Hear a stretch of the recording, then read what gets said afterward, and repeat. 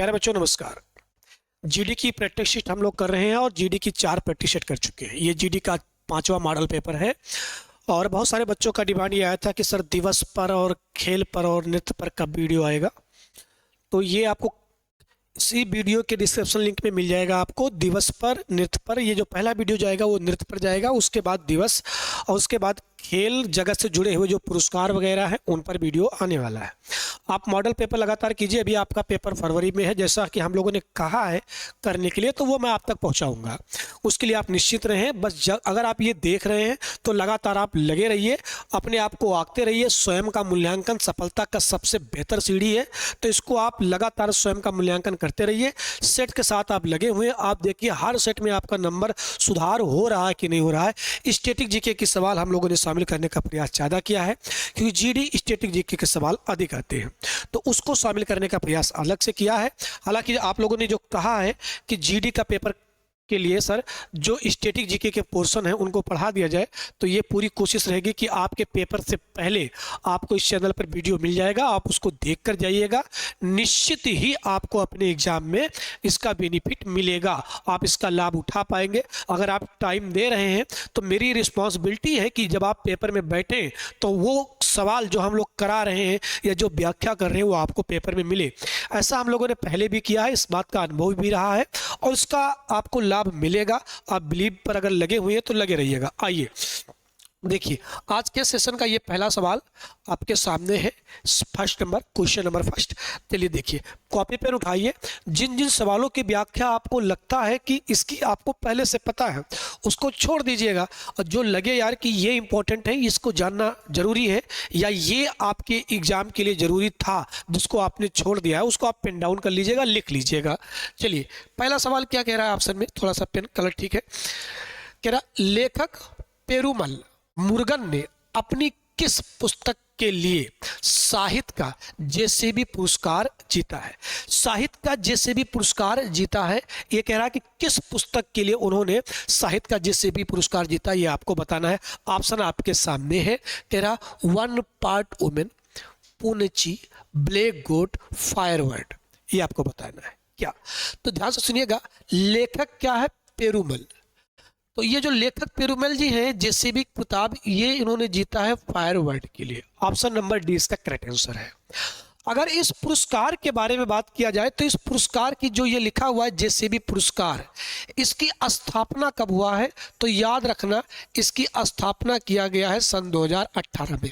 यानी इस पुरस्कार को स्थापित किया गया है सन 2018 में।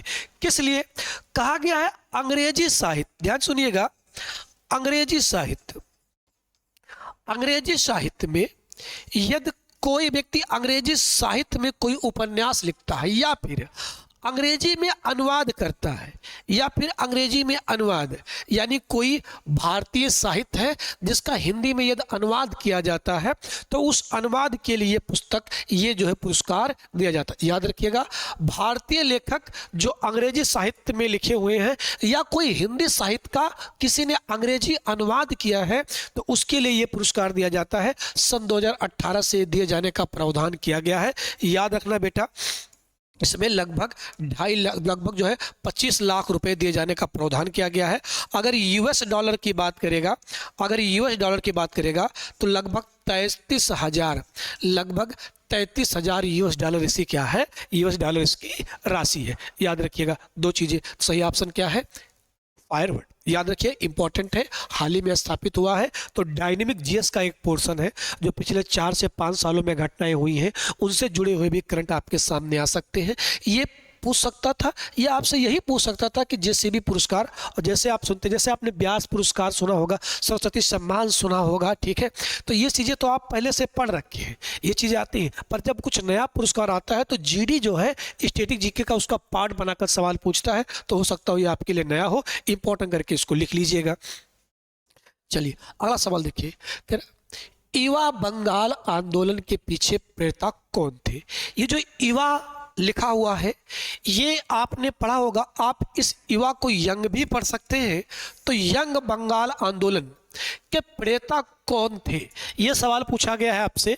देखिए अब अगर आप इस सवाल को देखेंगे तो ऑप्शन आपके सामने है, 4 ऑप्शन है, मधुसूदन दत्त, हेनरी वियान डिरोजियो और एक है कृष्ण मोहन बनर्जी और राम गोपाल घोष। ये आपके सामने ऑप्शन लिखे हुए हैं। युवा बंगाल आंदोलन, अगर आपने अपना आंसर टिक किया है तो अब मैं आपको बताता हूँ आंसर इसका क्या होगा। पहले से पता है, बहुत प्रसिद्ध उत्तर है और सवाल भी ये इंपॉर्टेंट है, मॉडर्न इंडिया का सवाल है, आधुनिक भारत का सवाल है, इंपॉर्टेंट हो जाता है। ध्यान सुनिएगा, यंग बंगाल आंदोलन के जो प्रेता थे वो थे हेनरी। कौन थे? हेनरी डियार्जियो। ये जो बीच वाला शब्द है ये किसी पेपर में आपको ना मिले विवियान, लेकिन ये मिलेगा आपको डियार्जियो, ये मिलेगा आपको सेंटेंस, और हेनरी मिलेगा आपको। ये इतना सेंटेंस आपके किताब में लिखा हुआ मिल सकता है, बीच वाला शब्द हो सकता है कहीं गायब हो। ठीक है, तो ये जो हेनरी जी थे ये 17 वर्ष की उम्र में, अगर आप देखेंगे तो 1817 में, ये 1817 में एक कॉलेज बना था, हिंदू कॉलेज। हिंदू कॉलेज, ये जो हिंदू कॉलेज के संस्थापक हैं, ये हिंदू कॉलेज की जो स्थापना हुआ था, ये स्थापना किया किसने था? तो ये किया था राजा राम मोहन राय जी ने। राजा राम मोहन राय, राजा राम मोहन राय जी ने, इन्होंने हिंदू कॉलेज की स्थापना किया था कोलकाता में। ये जो राजा राम मोहन राय हैं, ये डेविड हियर के साथ, किसके साथ? डेविड हियर, डेविड हियर के साथ इन्होंने क्या काम किया था? कोलकाता में हिंदू कॉलेज की स्थापना किया था। कोलकाता में जो फैले हुए थे आडंबर, जो कोलकाता में फैले हुए थे आडंबर, उस आडंबर के खिलाफ युवाओं को जागरूक करने के लिए हेनरी डियार्जियो ने, इन्होंने कोलकाता में यंग बंगाल आंदोलन किया था और बंगाल के युवाओं में जो है इनलाइटमेंट, यानी बंगाल के युवाओं में नई आधुनिक सोच को विकसित किया था इन्होंने। और ये भाई साहब जो थे, इनकी माता जी भारतीय थी और इनके पिताजी जो है वो अंग्रेज थे, और इन्होंने मात्र 17 वर्ष की उम्र में, मात्र 17 की वर्ष की उम्र में ये अध्यापक बन गए थे। किस कॉलेज के? हिंदू कॉलेज के। और इन्होंने पढ़ाना शुरू कर दिया था हिंदू कॉलेज में, यानी ये एक शिक्षक थे और इन्होंने ही यंग बंगाल आंदोलन को क्या दिया था? बंगाल में जन्म दिया था। चलिए अगला सवाल मेरा, भारतीय राष्ट्रीय कांग्रेस की अध्यक्षता करने वाली पहली भारतीय महिला कौन थी? अब अगर आपने प्रीवियस ईयर का पेपर सॉल्व किया होगा, इससे पहले वाला वीडियो देखा होगा, तो इसकी व्याख्या करते वक्त मैंने बताया था, जरा ध्यान दी। भारतीय राष्ट्रीय कांग्रेस की पहली महिला अध्यक्ष कौन थी? प्रसिद्ध सवाल है। तो ये पहली महिला अध्यक्ष कौन थी? सरोजिनी नायडू। कौन थी बेटा? सरोजिनी नायडू। अगर बात करें कब किया था इन्होंने, तो कानपुर अधिवेशन हुआ था, कानपुर अधिवेशन हुआ था। और ये कानपुर जो अधिवेशन है ये कब हुआ था? 1925 में हुआ था। कानपुर अधिवेशन कांग्रेस का 1925 में हुआ था, जिसकी अध्यक्षता किसने किया था? सरोजिनी नायडू जी ने। किसने? सरोजिनी नायडू जी ने। और ये सरोजिनी नायडू जी हैं, कब हुआ था? 1925 में। इस ऑप्शन में एक शब्द आपको याद रखना है, श्रीमती एनी बेसेंट। कांग्रेस का एक अधिवेशन हुआ था कोलकाता में, याद रखिएगा, कोलकाता में हुआ था। कब? 1917 में हुआ था। और ये जो एनी बेसेंट जी हैं, याद रखिएगा, ये भारतीय राष्ट्रीय कांग्रेस की, भारतीय राष्ट्रीय कांग्रेस की ये क्या है? याद रखिएगा, ये भारतीय राष्ट्रीय कांग्रेस की पहली महिला अध्यक्ष है। ये क्या है? पहली महिला अध्यक्ष है। ये पहली महिला अध्यक्ष है, याद रखना।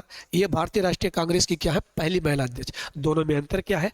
पहली भारतीय महिला अध्यक्ष तो सरोजिनी नायडू हो जाएंगी, और पहली महिला अध्यक्ष तो श्रीमती एनी बेसेंट हो जाएंगी। याद रखिएगा। अगर कहे आपसे कांग्रेस के पहले अध्यक्ष कौन थे, तो अगर आपसे पूछे पहले अध्यक्ष कौन थे, पहले अध्यक्ष, अगर कांग्रेस का पहला अध्यक्ष आपसे पूछा जाए, भारतीय राष्ट्रीय कांग्रेस का पहला अध्यक्ष, तो बता दीजिएगा WC बनर्जी, बोमेश चंद्र बनर्जी। ये भाई साहब ने पुणे में जो अधिवेशन हुआ था कांग्रेस का 1885 में, उसकी क्या किया था? इन्होंने अध्यक्षता किया था। यही से एक सवाल आपके सामने और आ सकता है कि प्रथम पारसी अध्यक्ष कौन थे? प्रथम पारसी अध्यक्ष, अगर आपसे पूछे कांग्रेस के प्रथम पारसी अध्यक्ष कौन थे, तो 1886 में अध्यक्षता किया था। वो व्यक्ति कौन थे? सबको पता है, दादा भाई नौरोजी। कौन थे? दादा भाई नौरोजी। ये कांग्रेस के प्रथम पारसी अध्यक्ष थे। अगर आपसे कहे कांग्रेस के प्रथम मुस्लिम अध्यक्ष कौन थे, तो याद रखिएगा बेटा, कांग्रेस के अगर आपसे पूछे प्रथम मुस्लिम अध्यक्ष कौन थे, अगर आपसे कहे कांग्रेस के प्रथम मुस्लिम अध्यक्ष कौन थे, थोड़ा सा, तो अगर आपसे कहे प्रथम मुस्लिम अध्यक्ष, याद रखना प्रथम मुस्लिम अध्यक्ष कौन थे बेटा, तो अगर प्रथम मुस्लिम अध्यक्ष की बात करेगा तो याद रखना 1800, ध्यान सुनिएगा, 1887 में मद्रास में अधिवेशन हुआ था और इसके अध्यक्ष कौन थे? बदरुद्दीन। कौन थे? बदरुद्दीन तैयब। बदरुद्दीन तैयब बजी। ये कांग्रेस के प्रथम मुस्लिम अध्यक्ष है। अगर आपसे कहे प्रथम ईसाई अध्यक्ष, प्रथम ईसाई अध्यक्ष, या आपसे कहे प्रथम यूरोपीय अध्यक्ष, प्रथम यूरोपीय अध्यक्ष, तो याद रखना बेटा 1888 में अधिवेशन हुआ था इलाहाबाद में। कहां पर? इलाहाबाद में। और ये जो इलाहाबाद का अधिवेशन है, ध्यान सुनिएगा, इलाहाबाद का जो अधिवेशन है, ये जो इलाहाबाद का अधिवेशन है, इसकी अध्यक्षता किया था जॉर्ज यूले ने। किसने? जॉर्ज यूले ने। ये कांग्रेस के क्या है? सॉरी, ये कांग्रेस के क्या है? प्रथम यूरोपीय अध्यक्ष। तो आपने पहला अध्यक्ष जान लिया, प्रथम पारसी अध्यक्ष जान लिया, प्रथम मुस्लिम अध्यक्ष जान लिया, पहली महिला अध्यक्ष जान लिया और पहली भारतीय महिला अध्यक्ष जान लिया। अगर आपसे ये कहे कि कांग्रेस के अधिवेशन के अंतिम अध्यक्ष कौन थे, तो मैं आपके लिए सवाल छोड़ रहा हूं, कमेंट करके बताइएगा कि कांग्रेस के आज़ादी से पहले अंतिम अधिवेशन के अध्यक्ष कौन थे। कमेंट करके बॉक्स में बताइए, ये सवाल है आपके लिए। आगे, निम्नलिखित में से कौन सा एक यूनानी बौद्ध कला विद्यालय है? यूनानी बौद्ध कला विद्यालय है। तो यूनानी कला यानी, सुनिएगा ध्यान से, यूनानी कला बेटा यानी गांधार शैली। कौन सी शैली? गांधार शैली। और ये गांधार शैली ही कहता है यूनानी कला। और बौद्ध ग्रीक के जो मठे हुआ करती थी वो ज्यादातर किसमें है? गांधार यूनानी कला शैली में। सही जवाब क्या होगा? अगर आप मथुरा की मूर्तियां देखोगे तो मथुरा कला शैली में भी दो चीजें शामिल हैं। अमरावती ये दक्षिण भारत की शैली है। गुप्त काल आपको पता है चित्रकला के लिए प्रसिद्ध है। गुप्त काल भारत का स्वर्णिम काल कहा जाता है। ये जो मथुरा शैली है, भारत में मथुरा की मूर्तियां जो मिलेंगी आपको मथुरा शैली में मिलेंगी। दक्षिण भारत की जो मूर्तियां मिलेंगी वो अमरावती शैली में मिलेंगी। गांधार शैली, बौद्ध धर्म की जो मूर्तियां मिलेंगी आपको वो गांधार शैली में ज्यादातर मिलेंगी। अगला सवाल, किस गवर्नर जनरल के कार्यकाल के दौरान बंगाल में दोहरी सरकार समाप्त किया गया? दोहरी सरकार से मतलब क्या है? ये दोहरी सरकार से सीधा मतलब है द्वैध शासन से। दोहरी सरकार का मतलब क्या है? द्वैध शासन। दोहरी सरकार का मतलब क्या है बेटा? द्वैध शासन। तो उत्तर आपने अगर समझ लिया हो तो मैं अब आपको उत्तर बताता हूं। दोहरी सरकार का मतलब क्या है? द्वैध शासन से। जरा ध्यान दीजिएगा बेटा, एक युद्ध हुआ था, बहुत डिटेल में ना करते हुए, 1764 का बक्सर का युद्ध हुआ था। ये आपको पता ही होगा। नवाब लड़े थे और कंपनी की तरफ से लड़ा हेक्टर मुनरो और नवाब की तरफ से लड़े कौन? बंगाल के नवाब मीर कासिम और इसके अलावा अवध के नवाब शुजाउद्दौला और मुगल बादशाह शाह आलम द्वितीय। जब बक्सर के युद्ध में नवाब लोग पराजित हुए बेटा, तो हुआ क्या कि 12 अगस्त 1765 को एक संधि हुई जिसे कहा जाता है इलाहाबाद की प्रथम संधि। इलाहाबाद की क्या हुई? प्रथम संधि हुई। और इलाहाबाद के प्रथम संधि के तहत ये रॉबर्ट क्लाइव और शाह आलम द्वितीय के बीच हुआ इलाहाबाद की प्रथम संधि। और इसमें हुआ क्या कि बंगाल की दीवानी व्यवस्था, बंगाल, बिहार और उड़ीसा की जो दीवानी व्यवस्था थी वो कंपनी ने ले लिया और इसी संधि के तहत बंगाल में क्या लग गया? द्वैध शासन। बंगाल में लग गया क्या? द्वैध शासन। बंगाल में क्या लग गया था? द्वैध शासन। किस व्यवस्था के तहत? 12 अगस्त 1765 के इलाहाबाद के संधि के तहत। इसी द्वैध शासन से कंपनी में खूब लूट हुआ। इतना लूट हुआ कि कंपनी का दिवालिया निकल गया। और फिर कंपनी को रेगुलेट करने के लिए 1773 में आया बेटा रेगुलेटिंग एक्ट। और रेगुलेटिंग एक्ट के तहत क्या काम किया गया भारत में अंग्रेजों की 3 प्रेसिडेंसियां थी। एक मद्रास प्रेसिडेंसी थी, एक बॉम्बे प्रेसिडेंसी थी और एक बंगाल प्रेसिडेंसी थी।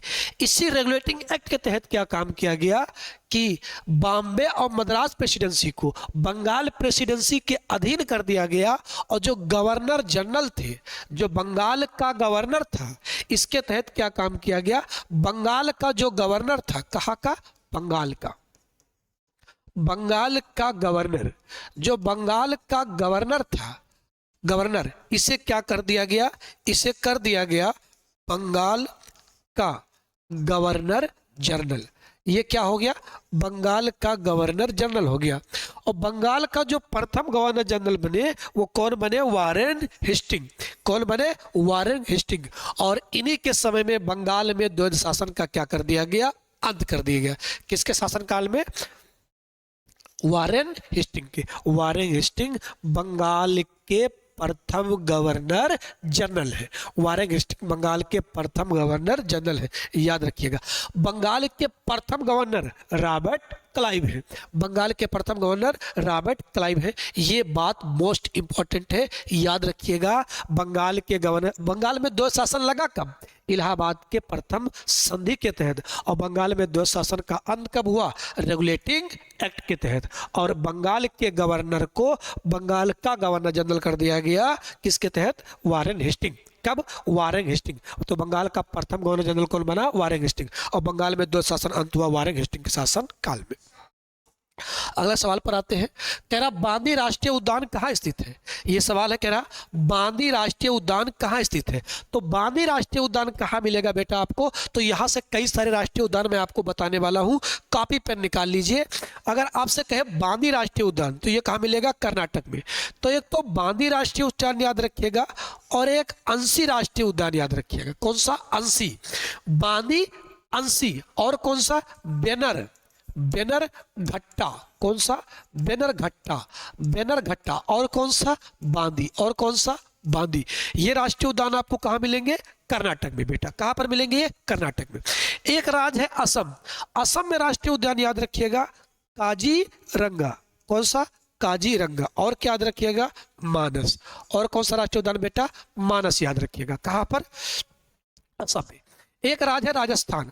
राजस्थान में याद रखिएगा केवलादेव। कौन सा, केवलादेव राष्ट्रीय उद्यान। इसके अलावा याद रखिएगा मणिभूम राष्ट्रीय उद्यान, मणिभूम राष्ट्रीय उद्यान। इसके अलावा केवलादेव, मणिभूम और याद रखिएगा बेटा सरिस्का। कौन सा राष्ट्रीय उद्यान, सरिस्का राष्ट्रीय उद्यान। कौन सा, सरिस्का। यानी राजस्थान में केवलादेव, सरिस्का। इसके अलावा कौन सा, रणथंभौर याद रखिएगा, रणथंभौर। रणथंभौर एक राष्ट्रीय उद्यान। ये जो राष्ट्रीय उद्यान है इनको याद रखिएगा कहाँ पर है, ये राजस्थान में है। कहाँ पर बेटा, ये राजस्थान में। कहाँ पर, राजस्थान में। तो ये इंपॉर्टेंट वो राष्ट्रीय उद्यान है जिनको आपको याद रखना है। राजस्थान वाला, कर्नाटक वाला और असम वाले, ये राष्ट्रीय उद्यान है जो आपको याद रखना है। काजीरंगा राष्ट्रीय उद्यान ये बेटा किसके, एक सींग वाले गैंडे के लिए क्या है, प्रसिद्ध है। एक राष्ट्रीय उद्यान और याद रखिएगा, नामेरी राष्ट्रीय उद्यान। नामेरी राष्ट्रीय उद्यान भी कहाँ पर है, असम में। नामेरी राष्ट्रीय उद्यान भी कहाँ पर है, ये असम में है, याद रखिएगा। आगे तेरा आईपीसीसी का अर्थ क्या है। आईपीसीसी का अर्थ क्या है, मोस्ट इंपॉर्टेंट सवाल है, बहुत जरूरी सवाल है, बहुत ही जरूरी सवाल है, याद रखना बहुत जरूरी है, इंपॉर्टेंट है। ऐसे सवाल जीडी में, पुलिस में खूब आए थे, इनका फुल फॉर्म को पूछा गया था। आईपीसीसी, तो आईपीसीसी का मतलब है इंटर गवर्नमेंटल। इसका फुल फॉर्म क्या है, जरा ध्यान दीजिएगा। इंटर, याद रखना बेटा, क्या फुल फॉर्म है इसका, इंटर गवर्नमेंटल। क्या नाम है इसका, इंटर गवर्नमेंटल। इंटर गवर्नमेंटल यानी इसका मतलब हो गया इंटर गवर्नमेंटल। आगे क्या हो जाएगा, ध्यान सुनिएगा, प्लान। इंटर गवर्नमेंटल प्लान, ध्यान सुनिएगा, inter governmental plan. Climate change, क्या है ये, क्लाइमेट, क्लाइमेट चेंज। क्या है ये, क्लाइमेट चेंज। यानी ध्यान सुनिएगा, अब हिंदी में क्या सुनेंगे आप इसको, जलवायु परिवर्तन पर, जलवायु परिवर्तन पर अंतर सरकारी पैनल। यहां ला होना चाहिए था, पैनल, ठीक है। तो ये सही जवाब क्या है, जलवायु परिवर्तन पर अंतर सरकारी पैनल, यानी गैर सरकारी एक पैनल है। कौन? यानी इनका क्या काम है? इनका काम है जलवायु परिवर्तन के मामलों को क्या करना, देखना। अगर आपसे कहे कि इनकी स्थापना कब हुआ है, याद रखना बेटा इनकी स्थापना हुआ है 1988 में। इसकी स्थापना हुआ 1988 में। किन दो संस्थाओं ने मिलकर इसे स्थापित किया है, यहाँ ये चीज जरूरी हो जाती है, तो याद रखना WMO। WMO का मतलब क्या है? वर्ल्ड मेट्रोलॉजिकल ऑर्गेनाइजेशन, विश्व मौसम संगठन। विश्व मौसम संगठन, ये इन दोनों ने मिलकर स्थापित किया। किसने? WMO। कौन बेटा? WMO, world meteorological organization. और इनके साथ एक संस्था और है, UNEP। UNEP का मतलब क्या है? यूनाइटेड नेशन इन्वायरमेंट प्रोग्राम, यानी संयुक्त राष्ट्र पर्यावरण कार्यक्रम और विश्व मौसम विज्ञान संगठन ने मिलकर IPCC की क्या किया है? स्थापना किया है। कब किया? 1988 में। तो यहां से एक सवाल इंपॉर्टेंट हो जाता है कि IMO की स्थापना कब हुआ, तो याद रखना इसकी स्थापना हुआ 23 मार्च 1950 को। कब? 23 मार्च 1950 को। अब अगर आपसे पूछे IMO का मुख्यालय कहां पर है, तुरंत बताइए उत्तर कहां पर बेटा है? जेनेवा, स्विट्जरलैंड में। और अगर आपसे पूछे UNEP का मुख्यालय कहां पर है या UNEP की स्थापना कब हुई, याद रखना 5 जून 1972 को। 5 जून 1972 को। अब अगर आपको याद हो तो यही 5 जून को मनाया जाता है विश्व पर्यावरण दिवस। विश्व पर्यावरण दिवस मनाया जाता है। और इसका मुख्यालय कहां पर है? केन्या, नैरोबी में। कहां पर? Kenya, Nairobi. कहां पर? केन्या, नैरोबी में इसके क्या है? मुख्यालय। इंपॉर्टेंट है, ये दोनों संस्थाएं भी इंपॉर्टेंट है। लगभग हर सेट में एक संस्था शामिल करने का प्रयास किया गया है और उसको आप ठीक से देखिएगा। संस्थाओं से आपके पेपर में एक सवाल आने ही आने हैं, तो रिक्वेस्ट है उसको लिख के लीजिएगा, आराम से पेन डाउन कर लीजिएगा। जो मैं शॉर्ट बताता हूँ उसका मुख्यालय और उनकी स्थापना ये जरूर लिख लीजिएगा। सही उत्तर इसका क्या है? चलिए आगे बढ़ते हैं। अगला सवाल क्या कह रहा है? कह रहा है किस प्रसिद्ध भारतीय वैज्ञानिक के पास उनके नाम पर एक बैक्टीरिया था? एक बैक्टीरिया था। इंपॉर्टेंट सवाल है, बहुत बड़ा सवाल है। सम्मान दिया गया है किसी संस्था द्वारा। किसके द्वारा? नासा द्वारा। नासा ने, ये जो APJ अब्दुल कलाम है, नासा में इन्होंने ट्रेनिंग लिया था। और जब APJ अब्दुल कलाम बने मिसाइल मैन, मैंने भारत पर उन्होंने भारत को परमाणु बम और मिसाइल बम दिया, तो उनका जो योगदान था हमारे विज्ञान में, हमारे इसरो में, हमारे अंतरिक्ष एजेंसियों में, उस सम्मान के लिए नासा ने एक बैक्टीरिया की खोज किया था। उस बैक्टीरिया को नाम दिया है कलमी। क्या नाम दिया है? बैक्टीरिया को नाम क्या दिया है? कलमी। तो ये किसके नाम पर है? APJ अब्दुल कलाम। याद रखना नासा ने उनके सम्मान में ये पुरस्कार दिया हुआ है। किसको? ये पुरस्कार नहीं है, एक बैक्टीरिया की खोज किया था और उसी खोज के लिए APJ अब्दुल कलाम के नाम पर। उस बैक्टीरिया का कोई नाम नहीं था, तो उन्होंने APJ अब्दुल कलाम के सम्मान में बैक्टीरिया का नाम रखा है क्या? कलमी। किसने? नासा ने। अगला सवाल है बेटा आपके सामने, रेटिना पर बनाई गई छवि है, या छवि कह सकते हैं आप या प्रतिबिंब कह सकते हैं। रेटिना पर बनाई गई छवि क्या होती है? तो कह रहा वस्तु के बराबर लेकिन उल्टी, वस्तु से छोटी और सीधी, वस्तु की तुलना में छोटी और उल्टी, वस्तु के बराबर और सीधी। तो रेटिना पर जब भी बेटा बनता है प्रतिबिंब, याद रखना रेटिना पर वस्तु की तुलना में छोटी बनती है, उल्टी बनती है, और एक शब्द और याद रखना बेटा, वास्तविक बनती है। कैसा? वास्तविक बनती है। रेटिना पर बनाई गई छवि कैसी होती है? वास्तविक होती है, उल्टी होती है, और वस्तु की तुलना में क्या होती है? वो छोटी होती है। सही उत्तर इसका क्या है? Option number C. अगला सवाल, रदरफोर्ड के विखरण के प्रयोग ने किस उपस्थिति को साबित किया था? तो रदरफोर्ड का जो विखरण सिद्धांत है वो क्या साबित करने का प्रयास कर रहा है? सभी पदार्थों में परमाणु, परमाणुओं में इलेक्ट्रॉन, परमाणुओं में न्यूट्रॉन, या परमाणुओं में नाभिक। तो विखरण सिद्धांत ये कहता है कि रदरफोर्ड का कि प्रत्येक परमाणु में, परमाणु की संरचना को समझने में, अगर आपसे ये कहे कि परमाणु को संरचना समझने में सबसे इंपॉर्टेंट घटक क्या है, तो रदरफोर्ड का विखरण सिद्धांत है। वो कहता है परमाणुओं में क्या होती है? नाभिक होती है। प्रत्येक परमाणु में क्या होती है? नाभिक। और नाभिक में क्या होते हैं? अगर आपसे कहे प्रत्येक परमाणु में, तो परमाणु क्या होगा? परमाणु नाभिक। नाभिक में क्या होते हैं? तो नाभिक में आपको पता है न्यूट्रॉन और प्रोटॉन होते हैं, और इसके बाहर क्या घूमते रहते हैं? इलेक्ट्रॉन। इसके बाहर क्या घूमते रहते हैं? इलेक्ट्रॉन। तो ये कहते हैं प्रत्येक परमाणु में क्या होती है? नाभिक होती है। ये रदरफोर्ड का विकिरण क्या है? सिद्धांत है। आइए अगला सवाल कह रहा, हल्के स्टील में लोहे के साथ हमेशा कौन सा तत्व उपस्थित होता है? हल्के स्टील में लोहे के साथ हमेशा कौन सा तत्व उपस्थित होता है बेटा? ये सवाल आप इस वाले सेट में थोड़ा सा साइंस का सवाल ज़्यादा है, तो आप डरिएगा मत, थोड़ा साइंस का सवाल ज़्यादा है।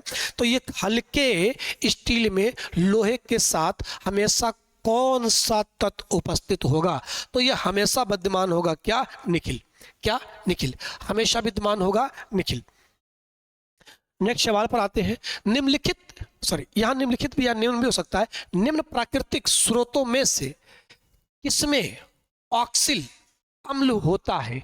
किसमें ऑक्सिल अम्ल? ये कहीं कहीं सा की जगह जा लिखा मिल जाएगा तो ऑक्सिलिजिक अम्ल मिल जाएगा, कहीं कहीं आपको ये मिल जाएगा ऑक्सिल अम्ल, या कहीं कहीं लिखा मिल जाएगा ऑक्सिलिजिक अम्ल।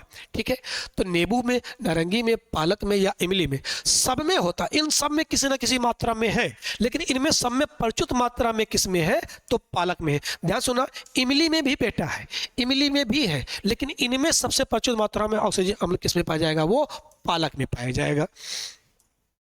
अगला सवाल, मानव शरीर का सबसे बड़ा श्लेष जोड़ कौन सा है? मानव शरीर का सबसे बड़ा श्लेष जोड़ कौन सा है? तो आप सबको पता है घुटने वाला जोड़ सबसे होता है। कहां पर है? यहाँ पर ऑप्शन नंबर 1, घुटने का जोड़।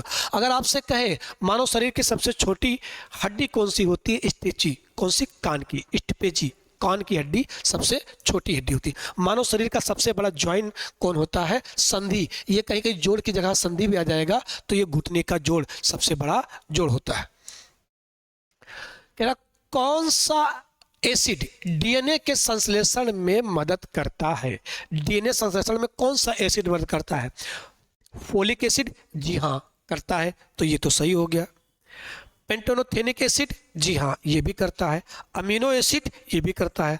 ऑप्शन नंबर डी राइट उत्तर क्या है? Option number D. अगर आपसे पूछे डीएनए होता कहाँ है, तो आपको पता है डीएनए किस में होता है? क्रोमोसोम में, यानी गुणसूत्र में। गुणसूत्र को खींचोगे क्या निकल कर आएगा? डीएनए। और डीएनए को जब खींच दोगे क्या क्या निकल कर आएगा? जीन। क्या निकल कर आएगा? जीन।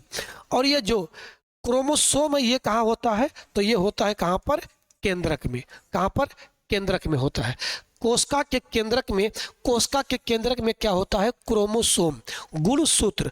गुणसूत्र को नीचे खींच दोगे क्या निकल कर आएगा? डीएनए। और डीएनए को खींच दोगे क्या निकल कर आएगा? जीन, जो आनुवंशिकता का क्या बनता है? वाहक बनता है। जो आनुवंशिकता का क्या बनता है? वाहक। डीएनए संश्लेषण में कौन कौन से एसिड मदद करते हैं? तो ये सभी मदद करते हैं, फोलिक एसिड, पेंटोनिक एसिड और अमीनो एसिड। राइट उत्तर क्या है? Option number D. Brahmaputra Bharat में प्रवेश करते यू टर्न कहाँ लेती है? कहाँ यू टर्न लेती है? और यू टर्न लेकर क्या करती है? गार्ज का निर्माण करती है, ब्रह्मपुत्र नदी।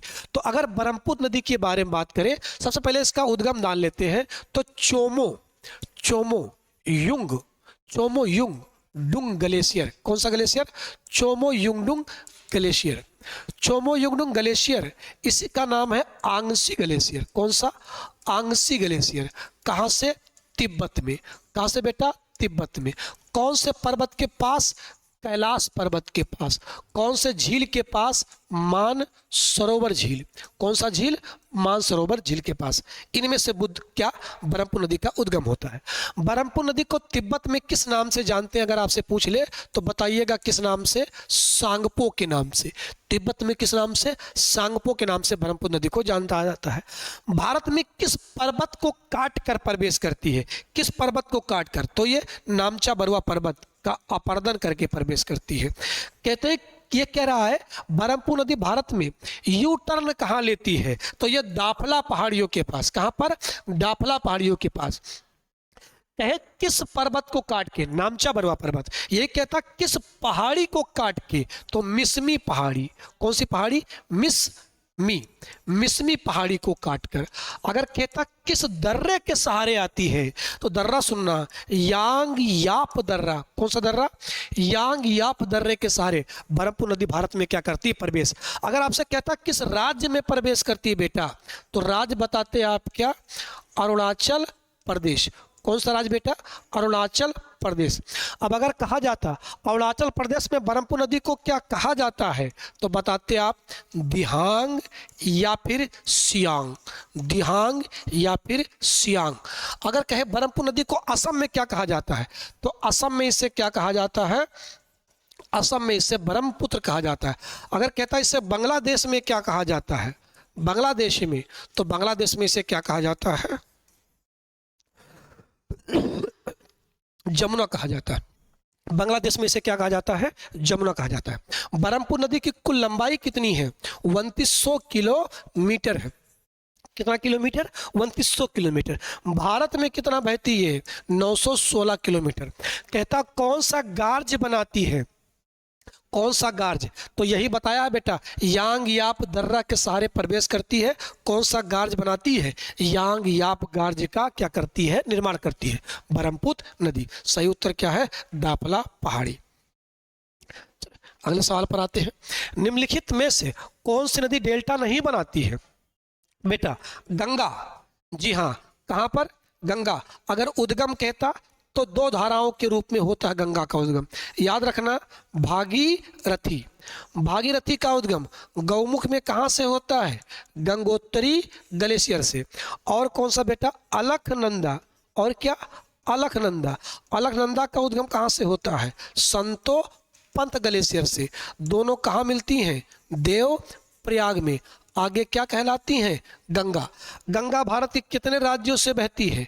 तो अगर कहता गंगा भारत के कितने राज्यों से बहती है, तो 5 राज्यों से बहती है। उत्तराखंड, उत्तर प्रदेश, बिहार, और कौन सा? झारखंड। और कौन सा बेटा? झारखंड। और क्या? पश्चिम बंगाल। पश्चिम बंगाल। इनमें सबसे ज़्यादा कहाँ बहती है? तो याद रखना, सबसे ज़्यादा कहाँ बहती है? तो गंगा सबसे ज़्यादा कहाँ बहती है? उत्तर प्रदेश में। उत्तर प्रदेश में गंगा कहाँ पर प्रवेश करती है? बिजनौर में। अब गंगा को पश्चिम बंगाल में क्या कहा जाता है? अगर कहे पश्चिम बंगाल में, तो पश्चिम बंगाल में गंगा को क्या कहा जाता है? हुगली। बांग्लादेश में क्या कहा जाता है? याद रखना बेटा, क्या कहा जाता है? पद्मा। बांग्लादेश में क्या कहा जाता है? गंगा को पद्मा कहा जाता है। कहाँ गिरती है? बंगाल के खाड़ी में। कहाँ पर? बंगाल के खाड़ी में। तो बंगाल के खाड़ी में गिरती है। क्या बनाती है? डेल्टा। गंगा ब्रह्मपुत्र का डेल्टा बेटा, विश्व की सबसे बड़ी डेल्टा। क्या नाम है उसका? सुंदरबन डेल्टा। क्या नाम है उसका? सुंदरबन डेल्टा। तो ये तो डेल्टा बनाती है। महानदी छोटा नागपुर पठारी क्षेत्र में, छोटा नागपुर पठारी क्षेत्र में कहाँ से? सिहावा पहाड़ी से। कहाँ से? सिहावा पहाड़ी से। कहाँ गिरती है महानदी? तो ये गिरती है बंगाल के खाड़ी में। कहाँ पर? बंगाल के खाड़ी में। और ये भी क्या बनाती है? डेल्टा। क्या बनाती है? डेल्टा। कटक इसी नदी किनारे स्थित है, महानदी किनारे। और महानदी को क्या कहा जाता है? महानदी को उड़ीसा का शोक। गोदावरी, गोदावरी कहाँ से निकलती है? तो याद रखना, तिर्यंबक पहाड़ी। कहाँ से? तिर्यंबक पहाड़ी। कहाँ से? महाराष्ट्र से। तिर्यंबक पहाड़ी कहाँ से? महाराष्ट्र से। गोदावरी को क्या कहा जाता है? दक्षिण की गंगा। क्या कहा जाता है? गोदावरी को दक्षिण की गंगा या बृहद गंगा। और ये भी आंध्र प्रदेश से बहने के बाद कहाँ गिर जाती है? बंगाल के खाड़ी में। क्या बनाती है? डेल्टा। तो इनमें से कौन सी नदी डेल्टा नहीं बनाती? लूनी। कहाँ से निकलती है? अरावली से, राजस्थान से। कहाँ से? अरावली राजस्थान से निकलती है। और कच्छ के रण में क्या हो जाती है? विलीन। कच्छ के रण में क्या हो जाती है? ये विलीन हो जाती है। कौन सी नदी? लूनी नदी। अगर आपसे कहे कौन कौन सी नदियां डेल्टा नहीं बनाती हैं, याद रखना बेटा, कौन कौन सी नदियां डेल्टा नहीं बनाती हैं, तो याद कर लेना। एक तो बेटा साबरमती, साबरमती ये डेल्टा नहीं बनाएगी। एक बेटा कौन? नर्मदा। सबसे बड़ा ज्वार नद मुख बनाने नदी का नाम नर्मदा। और नदी कौन सा? ताप्ती या तापी। इसके अलावा कौन? माही, माही। इसके अलावा कौन? भदर। कौन सी नदी? भदर। इसके बेटा अलावा कौन? सतरंजी, सतरंजी। याद रखना, सतरंजी। बेतरना, बेतरना, सतरंजी बेतरना, पेरियार, पेरियार, भारत पूजा, भारत पूजा, भारत पूजा। इनके अलावा कौन सी नदी? भारत पूजा, मांडवी, मांडवी, और कौन सा? जुआरी, जुआरी। ये नदियां क्या बनाती हैं? ये सारी की सारी नदियां क्या बनाती हैं? याद रखना, सबके सब कहाँ गिरती हैं? ये अरब सागर में। कहाँ गिरती हैं सबके सब? अरब सागर में। सब क्या बनाती हैं? ज्वार नद मुख, ज्वार नद मुख। क्या बनाती हैं सबके सब? ज्वार नद मुख बनाती हैं। तो सही जवाब इसका क्या था? लूनी था। बहुत ज़्यादा डिटेल बता दिया। आगे सवाल सुन ले। कह रहा किस भारतीय प्रौद्योगिकी संस्थान ने न्यूक्लियोवेटर और एक्सीलेटर पर भारत का पहला सूचना मंच विकसित किया है? तो ये किया है आईआईटी मद्रास ने। करंट का सवाल है, ऐसा करने वाला कौन सा है? आईआईटी मद्रास से। चलिए अगला सवाल देखिए। कह रहा girl power of India women role model who break the rules पुस्तक 50 भारतीय के महिलाओं के जीवन पर आधारित है। यह पुस्तक किसने लिखी है? 50 भारतीय महिलाओं के जीवन पर आधारित है और यह पुस्तक किसके द्वारा लिखा गया है? यह आपको बताना है। अरुंधति राय, अनीता दुराय, अनीता नारायण, नेहा। इस पुस्तक की जो लेखिका है, पुस्तक आपके पेपर में आएगा, पुस्तक इंपॉर्टेंट कर लीजिएगा। इस पुस्तक की लेखिका है नेहा जी हिरनादानी, नेहा जी हिरनादानी। इस पुस्तक की लेखिका कौन है? नेहा जी हिरनादानी। अगला पुस्तक है बेटा, कह रहा 54वां IFF में भारतीय सिनेमा में योगदान के लिए विशेष मान्यता पुरस्कार किसे दिया गया है? तो ये दिया गया है माधुरी दीक्षित जी को। और ये कहाँ आयोजित किया गया है? याद रखिएगा बेटा, ये गोवा में आयोजित किया गया है। कहाँ पर? गोवा में। ये गोवा में आयोजित किया गया है। कब? 28 नवंबर 28 नवंबर सन 2023 को ये गोवा में आयोजित किया गया था। अगर कहें सर्वश्रेष्ठ फिल्म किसे मिले, तो इसमें सर्वश्रेष्ठ जो फिल्म का अवार्ड मिला था वो एंडरसन। कौन सी फिल्म? सर्वश्रेष्ठ जो फिल्म थी वो एंडरसन थी। एंडरसन, एंडरसन ये सर्वश्रेष्ठ फिल्म थी। और अगर आपसे कहें सर्वश्रेष्ठ पिक्चर वेब सीरीज कौन से अवार्ड मिला था, तो पंचायत, पंचायत सीजन 2 को इसमें सर्वश्रेष्ठ फिल्म का अवार्ड मिला था। फिल्म का नाम क्या था? फिल्म एक बार फिर से नाम लिख देता हूं, एंडरसन।